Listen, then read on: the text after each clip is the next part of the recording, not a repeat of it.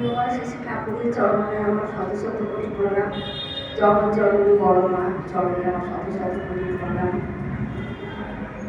পরম পূজ্য শিশু বর্তার চরণে আমার শত শত কোটি প্রণাম। পরম পূজ্য আচার্যদের চরণে আমার শত শত কোটি প্রণাম।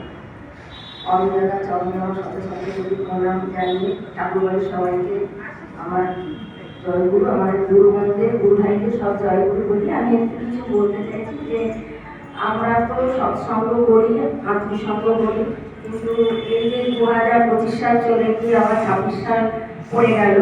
আমরা এর আগে আমরা দুটো আত্মসঙ্গ সৎসঙ্গ করেছি। আমরা সবাই মিলে প্রতিজ্ঞা করেছিলাম যে বছরে প্রত্যেক মাসে আমরা একটা করে এরকম বড় অনুষ্ঠান করব। সেটা যেন আমরা সবাই মিলে আমরা যেন আনন্দ করে এটা চালাতে পারি, সেটা সবথেকে ভালো।